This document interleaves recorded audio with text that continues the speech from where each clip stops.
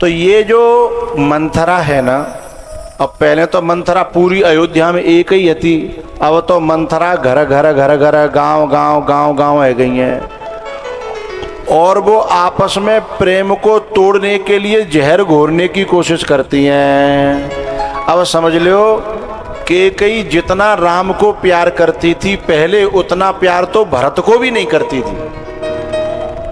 इतना प्यार करती थी कि जब कौशल्या के पास में राम रोते थे तो आधी रात पे उठ के राम के रोने की आवाज को सुन करके और केकई जाती थी और कहती जी जी तो पे ना चुप रहो, ला मोह दे। और राम जी जैसे ही केकई की गोद में आते तुरंत चुप हो जाते थे।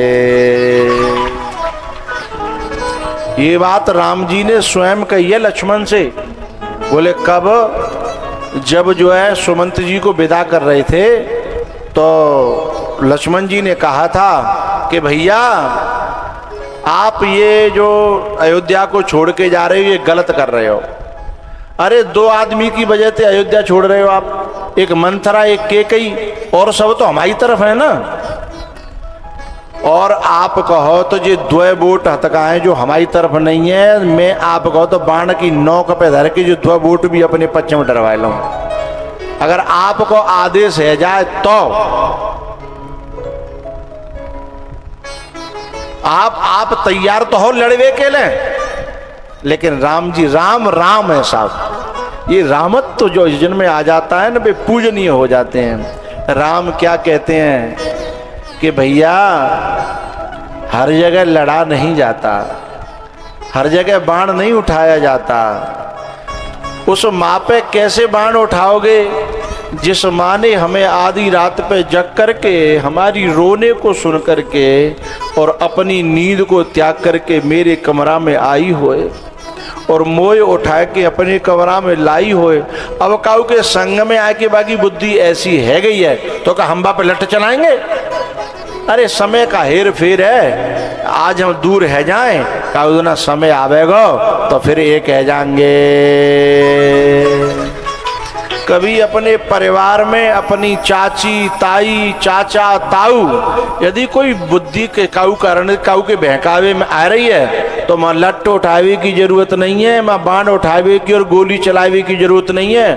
और तुम्हें फ्री में कारतूस दे रहा हो वो तुम्हारा हमारा सबसे बड़ा दुश्मन है।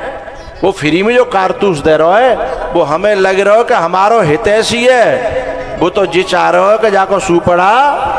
ऐसे फ्री में कारतूस देने वालों के लिए राम जी ने कहा कि भैया लक्ष्मण जहां लड़वे को समय आवेगा मैं बताऊंगा कि यहां लड़ना है। हर युद्ध लड़ा नहीं जाता, कुछ युद्ध ऐसे होते हैं जिन्हें बिना लड़ के जीता जाता है। सोई राम जी के आंसू आ गए और लखन जी के भी आंसू भरे आए कि आप जैसा महामानव मैंने धरती पे देखा नहीं है कि आपको देश निकाला दिया जा रहा है जिस जननी के द्वारा आपके बारे में क्या क्या नहीं कहा गया है, और आप उसकी भी पूजा की बात कर रहे हो। आप कैसे मानव हो? राम जी कहते हैं कि मानव का जन्म मिलना अलग बात है लक्ष्मण, लेकिन मानव बन जाना अलग बात है। मनुष्य का जन्म मिल जाना अलग बात है, लेकिन मनुष्य बनने में जिंदगियां लग जाती हैं साहब, एक जिंदगी नहीं अनेकों जिंदगी।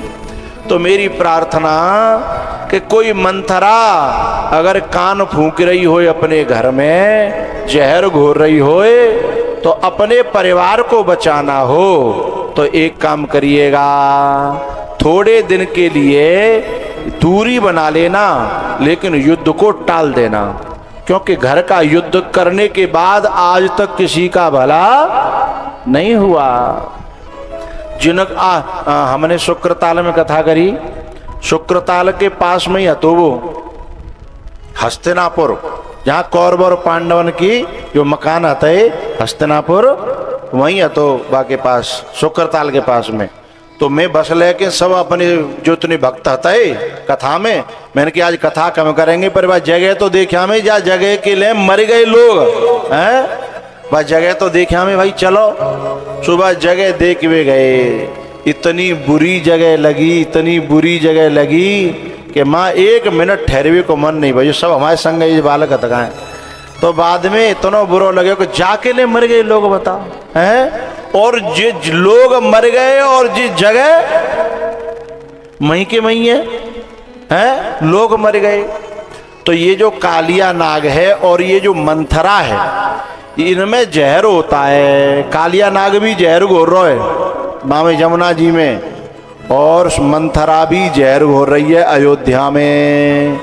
तो आदमी है तो कालिया नाग है, और अगर कोई नारी है तो मंथरा है। अगर आदमी है तो शकुनी है, और नारी है तो मंथरा है। मंथरा ने अयोध्या में सुपड़ा साफ करो, और शकुनी ने हस्तिनापुर में सुपड़ा। इनकी बातों को जिस पे काटना आ गया वो अपने परिवार को बचा ले जाएगा, और जा पे काटे वो नहीं आयो वो तो। लेकिन एक बात ध्यान रखना, अपने परिवार को बचा ले जाना, उनसे लड़ने में फायदा नहीं है। ना ना ना ना ना ना, क्योंकि वे तो लड़वे डोलते रहता है कि आ बर्द मोय मार, आ बर्द मोय मार, आ बर्द मोय मार। उनसे लड़ना भी नहीं है, अपने परिवार को, अपने जनों को लेकर के वहां से हट जाना चाहिए। क्योंकि अन्यायी व्यक्ति को आज नहीं तो कल परमात्मा बाके फने ऐसो कुचलेगो, कालिया नाग को फन कुचलियो ना। क्योंकि देखो जैसे एक बाप होता है, बाकी 2 बेटा हो 4 बेटा हो, बिन को कोई एका करावेगो, बाप पे अच्छा लगेगो कि नहीं लगेगो? मुझे बताओ, हाँ या ना मूड हला के। और बिना फूट पा रहे गो वो बुरा लगेगो, अच्छा नहीं लगेगो। तो ऐसे ही हम सबको जो संसार में है वो तो पिता हैं, लेकिन परमात्मा तो हमारो परम पिता है? तो हम लोगों में जब कोई फूट डालता है, हम लोगों में जब कोई जहर घोरता है तो उससे परमात्मा नाराज हो जाता है। और फिर काउदना गेंद के बहाने थे और ऐसो आवेगो कन्हैया, ऐसो आवेगो कि बाकी फन पे दे लात दे लात दे लात, और न्यू खून की उल्टी होंगी, खून डारे वो जाके तरीका अलग है परमात्मा के। मेरी बात समझियो, मेरी बात है, केवल कथा तक मत लियो, ये कथा हमारे जीवन की है। जिन्हें हमारे आस पास देखो, जिन्हें खून की उल्टी है रही है, जिनके मोहन में पाइप लगे हैं, जिनके भूकन में पाइप लगे हैं, जो खटियन पे डरे हैं, वो क्यों डरे हैं, क्यों पाइप लगे हैं? वो परमात्मा ही उनके मुंह में जो पाइप लगे हैं ना, जो खून की जो उल्टी आ रही है, अथवा ऐसे जो ये जो बात होती है, ये कहीं ना कहीं हमारे जीवन में कहीं ना कहीं हम पे कबो को अपराध बनो है। तो उन परमात्मा की लातन के तरीका अलग अलग हैं। जो समझेंगे उनको मेरा बहुत साधुवाद है, और जो नहीं समझेंगे बिन को भगवान जाने, भगवान तुम जाने, तुम्हारो काम जाने। तो यहाँ भगवान ने देखिए मंथरा के ऊपर जो है प्रहार करे शत्रुघ्न ने, और पता है शकुनी को नकुल और सहदेव ने इतनी बुरी तरह से मारा था। पहले शकुनी का एक हाथ उखाड़ा, और शकुनी ने कहा मेरा ये हाथ मत उखाड़ो, मुझे सीधा सीधा मार दो। लेकिन नल वो थे ना सहदेव और नकुल, वो कहते हैं नहीं मामा, सीधे कैसे मार देंगे आपको? आपने तो जिन हाथन से बड़ी चाल चली है ना, बड़े फांसे फांसे फेंके है ना। कभी महाभारत की कथा में कभी चर्चा चलेगी तब बताऊंगा। शकुनी को इतनी बुरी तरह से मारा है, ये हाथ को लिया, पहले यहां से तोड़ा, फिर यहां से तोड़ा, फिर यहां से तोड़ा, क्योंकि जा हाथ ने बड़े बड़े लोगन के बड़े बड़े वनवास कराए ना, मामा बहुत प्यारो है ना जी, एक हाथ तोड़ दिया।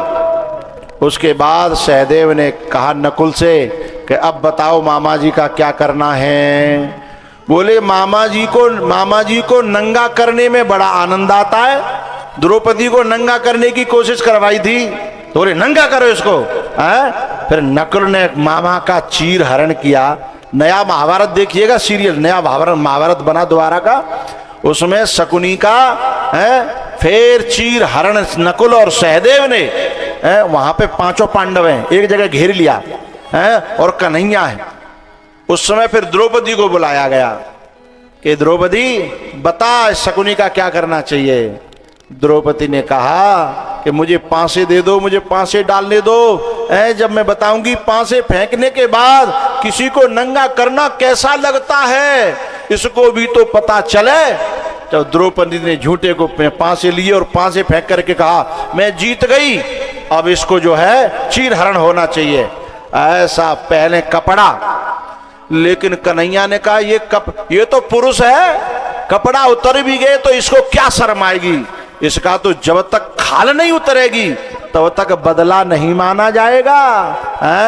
तब नकुल और सहदेव ने कटार लेके और छाती पे थे न्यूबा की खाल उतारी, क्यों, ये बताने के लिए कि जो बोएगा वही पाएगा, तेरा किया आगे आएगा, सुख दुख है क्या फल कर्मों का, जैसी करनी वैसी भरनी, जैसी करनी वैसी भरनी, जैसी करनी वैसी भरनी, जैसी करनी वैसी भरनी। अगर सीरियल में से थोड़ा दिखाने का मौका मिला होता ना, नकुल सहदेव ने इतनी दुर्गति करी है साहब, ऐसी दुर्गति करी है, ऐसा कोई वो ढूंढना कोई तरीका कि पांडाल में दिख जाए, भले ऊपर जाए या ना जाए। हाँ अभी हो सकता हो, हाँ आगे से ऐसी दुर्गति करी है। तब भीम ने कहा कन्हैया इसकी जीभ बहुत चलती थी, और हम जब पांचों पांडव नीचे गर्दन करके बैठे थे जुआ में और इसकी जीभ ऐसी लपलपाती चल रही थी, मुझे आदेश दो, मुझे इसकी जीभ खींच करके काटनी है। अरे देखिए साहब महाभारत को, तब बाकी जीभ काटने का जब नंबर आया तो वो कहता है मुझे मार दो पर मेरी जीभ न काटो, क्योंकि एक एक चीज काटने से बड़ा दर्द होता है। तब भीम ने कहा मामा तुम्हें आज पता चलिए कि दर्द होता है? उस दिन तुम्हें पता नहीं चला, तुमने हमारी जीभ नहीं गर्दन काटी थी, क्योंकि हमारी पत्नी की लाज लुट रही थी और हम नीचे गर्दन करके बैठे थे। उस दिन तुम्हें शर्म नहीं आई थी, उस दिन तुम्हें पता नहीं चला था, आज कह रहे हो कि मुझे मार दो। ऐसे नहीं मरोगे, जब तक कर्मों का फल भोग नहीं लोगे। फिर जीभ काटी गई है साहब, फिर एक पैर तोड़ा गया, इतना बुरी दुर्गति से मरा। क्यों? जो बोएगा वही पाएगा, तेरा किया आगे आएगा। संसार में बुरे लोगों को जीतते समय कुछ लोग ये समझने लगते हैं कि भलाई को जमाना होना है भैया, अब तो बुरे जीत रहे हैं, लेकिन थोड़ा इंतजार करना, भगवान के यहाँ देर है पर अंधेर नहीं है। जो बोएगा वही पाएगा, तेरा किया आगे आएगा, सुख दुख है क्या फल कर्मों का, जैसी करनी वैसी भरनी, जैसी करनी वैसी भरनी, जैसी करनी वैसी भरनी, जैसी करनी वैसी भरनी।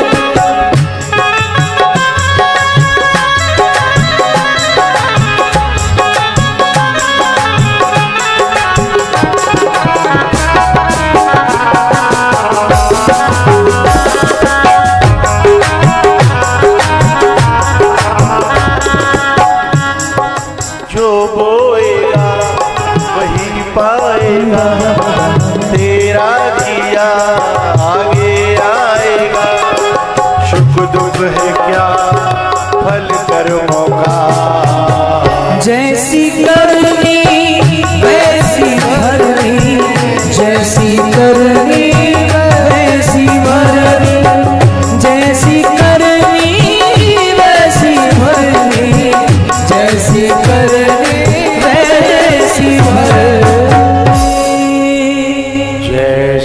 करनी वैसी भरनी, जैसी करनी वैसी भरनी, जैसी करनी वैसी भरनी, जैसी करनी वैसी।